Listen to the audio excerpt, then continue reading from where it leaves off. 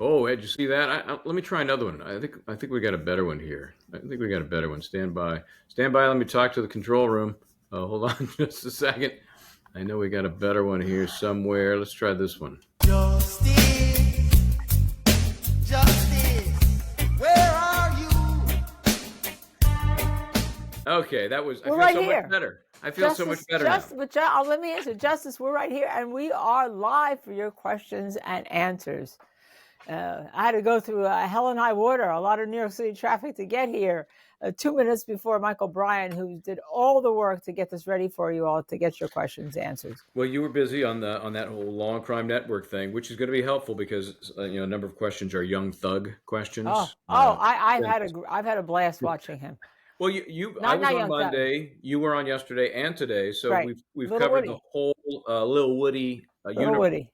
So this is our Q&A session here. So we have some Q's, and we hope to come up with some A's here at Justice Served. And if you have something you want to share, some questions, wondering what kind of shoes Linda's wearing, whatever, please feel free to We'll answer anything. ask those questions. Okay, so let me sort through what I've got here. Okay. Because I've I done a know horrible a job. number came in, especially since our last show, last Monday. I know we were a little late this week on our questions and answers. And again, because I was at Law and Crime, so that kind of screwed up the whole schedule. Okay, so this is what a lot of people have been wondering. Now that we have, of course, the Young Thug case, of course, Mr. Williams, Young Thug, 5 associates accused in a RICO matter in Fulton County, Atlanta, Georgia, of murder and other mayhem. Leave it at that for now. Right. Judge Glanville was running the show, sort of, kind of, for a while. He's now gone. 8 weeks later, the jury is back for the first time. But we've had a chance to see the new judge, Paige Whitaker, for a couple of weeks or so. So the question is, what are your thoughts? It actually says, how y'all feel about the new young thug judge so far. This is from Typical Kids Splash. Okay. Typical Kids Splash. Okay. Yeah. Well, yes, we have a chance to see her initially, and she says y'all a lot too. And you know what? Today I was saying y'all too because it's amazing how you get into the cadence of saying y'all. Initially, I thought, hey, why she's just connected to the system, right? Because she had a way to declare a mistrial here, get this case away, go away, because it's going to get reversed on appeal if there's a conviction. And she didn't take it. But she is following through. But the last couple of days, I've been pretty impressed with her, Michael. Let me tell you why. She has handled Lil Woody, who talks to her. He actually turns around and says, Judge, am I going to get in trouble for this? And then she answers him. She gives him an answer. Yeah. She actually talks to him. She runs a trial. She runs a courtroom. And she's tougher on the prosecutors. She is setting who couldn't be? Anybody would be tougher on the prosecutors. Well, Euro Glanville wasn't. Oh my God! Yeah, he should. My view is he should be disrobed for how he handled this.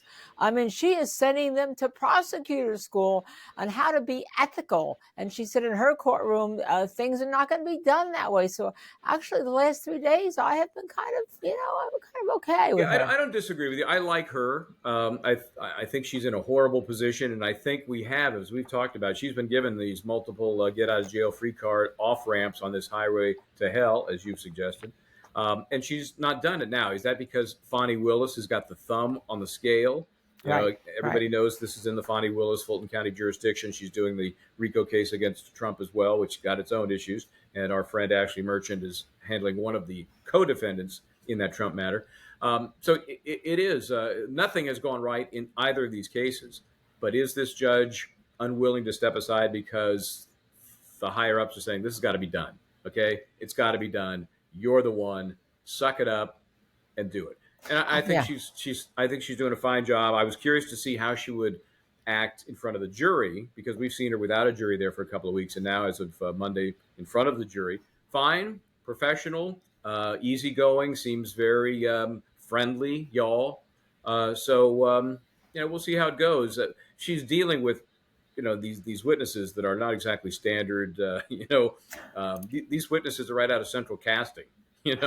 We need a guy who's kind of a rapper, a wannabe rapper, but maybe he's has some shady criminal doings. He gets in trouble with the cops. That's the guy we want. Can you send us 10 people? And Lil Woody Copeland got the job.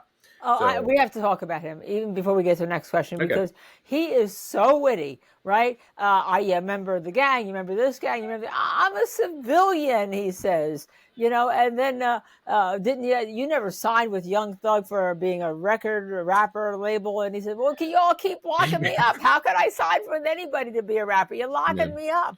And then, I don't recall this.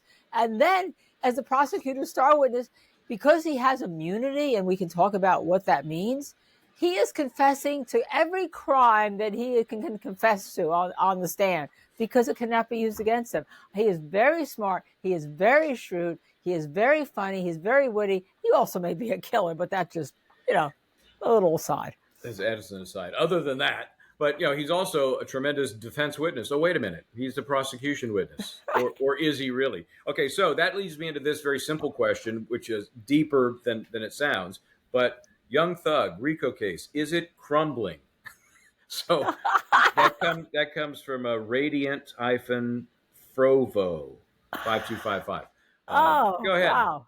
Go ahead. Crumbling. I think the mountainside is completely imploded on the prosecution because the one question that Little Woody had to ask is YSL a gang? Or is it Young Slime Life? Is it a record label or is it a gang?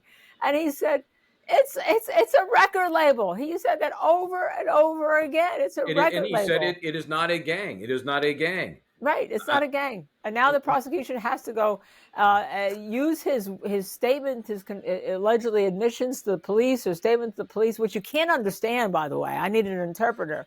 Where allegedly Brutal. he said YSL was part of the YSL gang. Now he says I'm not part of the YSL gang. Crumbling. I don't know. Do you remember anything that's happened except for Little Woody the last couple of days? No, or even substantively in the case, I can't think of anything else at all. I mean, it's been 2 months for this jury sitting, on vacation, whatever they were doing. Who are the defendants besides Jeffrey Williams? Who are the other four? There's a yak. But have they been mentioned? No. How many times have they been mentioned? No. How many times has Jeffrey Williams been mentioned as doing something illegal? And they're trying. Obviously, he's the target defendant. He is supposedly the leader of the gang. So they are focusing on him. Makes perfect sense. But when you don't have evidence yet that there's a gang, how do you get beyond Young Thug? So yes, it's crumbling. It's crumbling. It's crumbling. Yeah, that would be they're very simple. Yes, that's the legal answer for is it crumbling. So this is related, and because we've been seeing the Lil Woody police interrogation video, and this was done in January of 2015. This is a broad question, but applies to this specifically. Why are police interrogation audio and video recordings so bad? Why are they so bad? This is from Shamrock with a C, or is that Chamrock? Blarney Stone. Okay. Here's my take on that. First of all, the one that we've been looking at is from 2015, and amazingly, there's been some decent, technological advances in the last 10 years. I think if you watch a lot of cases and we start to see some of the newer ones from 22, 23, better quality. The other issue is money. Some of these police departments, that's not where they choose to spend their money. We've seen cases as recently as the 2010 era where it's just audio. Like they just had a recorder plopped it on the table. I mean, to me, that's inexcusable. What is more important if you ultimately have to prosecute somebody you're interviewing, if they're just a person of interest at the time or a suspect? What is more important if that ends up in trial than here's this Steven Spielberg production of the interview that the jury can actually listen to? I'm telling you right now, if the audio sucks and if the video is rough to really tell who's whom, who's the jury going to hold that against? They're going to hold against the prosecution. They're going to have trouble making the prosecution's case because the evidence they've been given, it's too much work to try and figure out what's being said and what it all means in the mix. That's my take. Yeah, and also it's really interesting in this case because one of the things I had said yesterday, following up, is that the prosecutor's reading every single line, right? Line, right? And I said, is she impeaching him? Is this supposed to be actual evidence? And what it was setting the stage or the table, as some people say, so that she could bring in the whole police interview as a contradicted statement, a statement that that previously he made contrary to his trial testimony. To impeach But him. who's going to remember what is contrary to his trial testimony? Because all they're going to remember is what he said on the stand that you could understand. And even worse, remember the last week or so leading up to his testimony and that interview was all the redaction information. We had to go through each of these, not just his, but also the other guy, Mr. Zachary, line by line to decide which part was even going to be available to the jury. The way these things play out, give them the whole thing. Nobody's going to make heads or tails of it anyway. Let them hear the whole damn thing. You think they're going to be taking it line by line? Yeah, the best thing is that he said that he lied to the police. He called it finessing. You don't really, you finesse the police. He lied to the police, and that's his God's honest truth that he lied to the police, that he's telling this truth. You can't make it up. He said, why is the audio so bad? Who knows? Maybe they figured the case was going to plead. Maybe at the time they took the interview, they didn't really think this was going to be a RICO case, because the cops don't make that decision. Who makes that decision? Bonnie Willis. She made the same decision in the Trump case. And if this is any indication how that case could possibly be tried, you don't have to worry about audio. Yeah. Yeah, I think part of it's budget, part of it's technology, and in this case, they didn't spend their money wisely. Even in 2015, go to Radio Shack. You can get better quality stuff. Okay, this sounds more like a rant to me, but I'll give it to you anyway. This is from own_suspect 0204. They need to give, and they're talking about. Remember, there was an issue about bonding out Young Thug Jeffrey Williams while this trial is underway to put him out on bond. Now, in your experience with RICO, that could happen. That's not totally unusual. It depends on the nature of the charges and et cetera. But in this case, he's been repeatedly denied bond. Okay. They need to give this guy a damn bond. This is ridiculous. You're supposed to be innocent until proven guilty. So basically, you have an innocent man locked up for what? If he is found innocent, and nobody's found innocent, they're either guilty or not guilty. If he's been found innocent by a court of law, he has still been in jail for years. That is time he will never get back. How the F did Keffi D get a bond on a murder charge? Keffi D accused of killing Tupac Shakur. Some say admitting it in his book. And Alec Baldwin case gets dismissed. Thug ain't kill anyone. But to violate his rights, any chance they get, they refuse to let him bond, and they try to trump up these charges. No pun intended, says, who's that again? Own suspect, and then he has a hashtag free Young Thug. It's interesting. There's some amazing murals and things around Atlanta. Have you seen these murals of Young Thug and the street artists have put up? No, really? Oh, we should find them. We should find them and put them up on our show.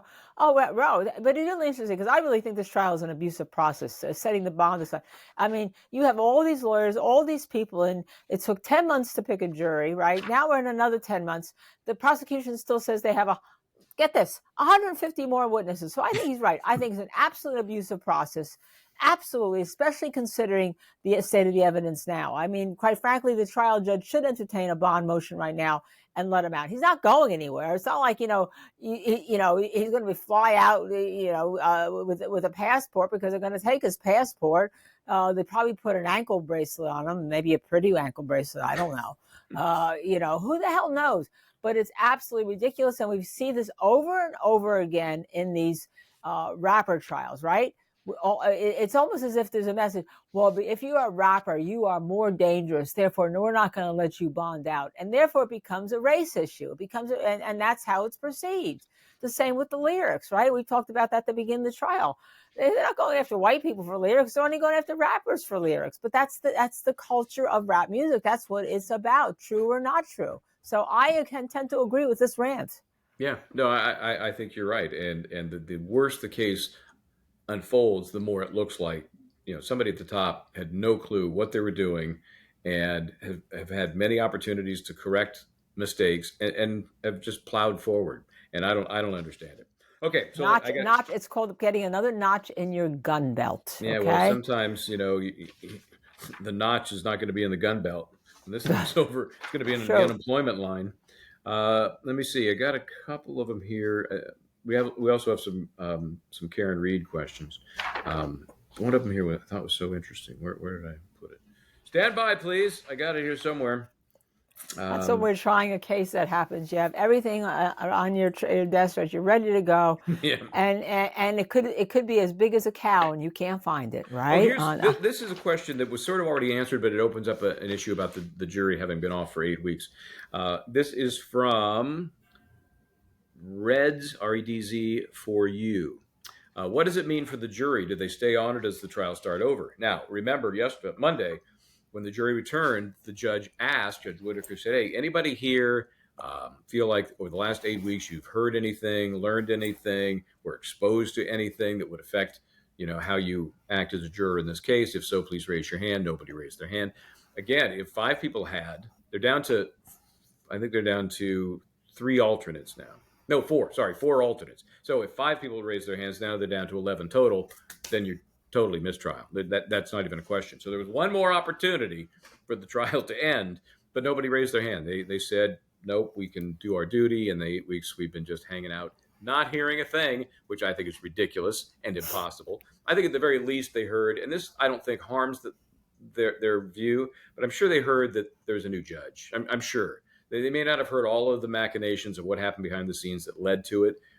I just think that little nugget would be tough to keep out of their ears.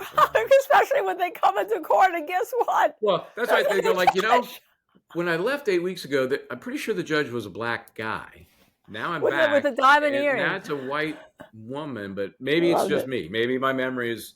it's been 8 weeks. What do I know? When Judge Glanville first, and I saw he had the Atlanta diamond earring, I said, he's telling them no shit in this courtroom. Excuse my language. But that's basically what he's saying to them. You're not going to get that. That's that Atlanta diamond.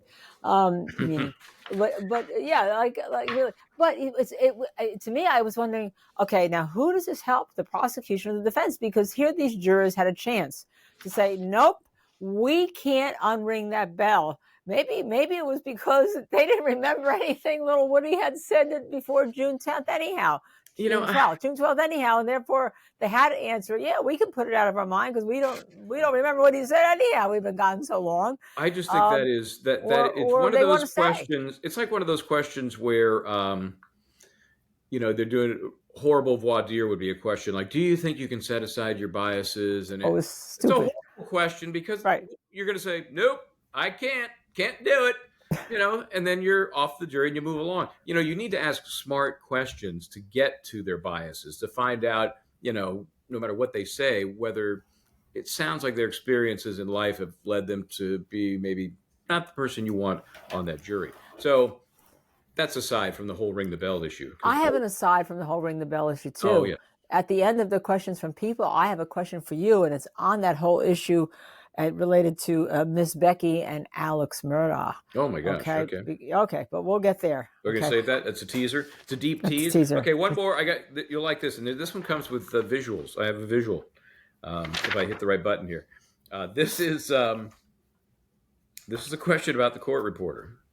And I in full disclosure, had an intimate relationship with the court reporter for 13 years. We were married, but and you had your cases, and you've known a lot of court reporters, as I have, and I think they are the most important person in the room. I really do. And they're wonderful people generally. Yes, they work hard. And for those who don't know, they get paid not when they're a county type, they have a salary. But when the attorneys need expedited transcripts or they need extra copies, that's extra money for the court reporter. They get paid by the page. Right. And it's usually original in one. It's usually like $3 or $4 a page. And there's only a certain amount of words that can be on a page. Oh, yeah. And the page, that's the beauty of it. The pages are 24 lines generally.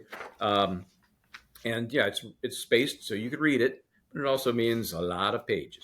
Especially but you know what? Can I, in their defense, and I'm perfectly fine with it. Yeah, states have been trying to get rid of them. Many counties have. Federal They've gone to the tape recorder, which then when you go get a transcript, it's a mess. Just like the police interviews.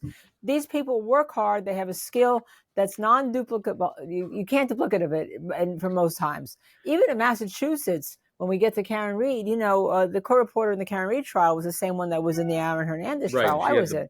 The voice and they speak, right? They speak. Everyone's in there. They have to hear and go in. It's like being at the UN. So in fairness to them, they deserve every penny they get. when I think about them again, I was married to one for 13 years, and when she was going through school, so I know a ton more than anybody really needs to know about that whole process and the special language that is on that very tiny keyboard. It's only got, I think, like 12 keys on it, but everything has a weird pattern and it's bizarre. And nowadays, it's automatically translated to a computer. Back, Right. Not that long ago, they would have to, you'd see it in the old movies. They'd pull up that weird slip of paper, and they Right. would be reading it as they took it down, and nobody else could read it. I can tell you that FPLT is period. That's just like those 4 keys on the right side, FPLT. So that's Wow, all I I could didn't know read. that. So they're looking at it and they're reading it back, under the pressure of being in court. Nowadays, it's all real time transcribed. And there Right. are untranslates, of course, if you have a weird name or something. Anyway, it's back to my question. How is the court reporter keeping a straight face during Lil Woody's testimony? She better get a raise or a promotion after this. So I think we would agree with that. This is for Rex Racer 1984. Yeah, I I was agree. laughing. I've been laughing Of yesterday course. when I was watching, and I've been not doing nothing. And you're not supposed to be laughing in a criminal trial where one of the counts is a murder count, but you couldn't help but laugh. I don't know, because even the judge. I mean, I don't know how they're not. And when he takes over, he just talks to everybody. How about the fact that the court reporter with one of the witnesses, and it wasn't him, had a conversation like the shoes, and he liked her shoes, her kicks, her sneakers. Oh, yeah. Right? Oh, yeah. Yeah, and all they were having that conversation. She's probably saying, "Oh, I'm just going to get on the good side of this person because he may be a killer according to It might lose those the indictment." shoes. Yeah, they're going to find her one day without her shoes. Okay, Yeah. so this is the video portion I'm adding here. You know that obviously he's become Lil Woody Copeland has been very popular. People have actually traveled to the courthouse to see him. Okay, so this is something posted. He posted this, I think, on I think it was on Instagram. Let me roll Instagram. this He has an here. Instagram account. Right. What I was doing? You really riding around looking for me? Yeah, I was riding around looking for you. How you knew where I was? I ain't know where you were. I was just riding around I looking. gotta stop playing on the internet too much. This girl is crazy. And she don't And I'm 2 hours away. Go around. Oh, yeah, they got to go around. They got to go around. She is crazy. And I came 2 hours away. I'm crazy 2 hours like you. away? Yeah, From where? from Middle Georgia. You crazy than me? How you Yeah. gonna? You're crazier than me. So here's one of his fans driving 2 hours just to get a look at this dude after seeing him He's testify. posting a break. He's posting on his Instagram account and breaks. As a matter of fact, when he left the courtroom this afternoon before they were doing the redactions, he picked up this phone and he's already on it. He's already on it as he's walking out the courtroom. The judge is there, the jurors are there, everybody's still there. He's just walking right out in front of everybody like he's already on his Instagram. So he's become a superstar. I don't know if he has any talent, because he is supposed to be a rapper. He says he's got some stuff, but this is a great opportunity for him to, platform that material because people know, they know who he is. I love it. I love it. Yeah. Okay, I think that's all I have of him. I think we do have a quick, the Karen Reed case, of course, won't go away. We know that, was it just last Friday? Boy, it seems so long ago. Last Friday was the hearing in which the defense made the motion, again, in the Karen Reed case where she's accused of killing John O'Keefe. It was a hung jury. There were 3 counts.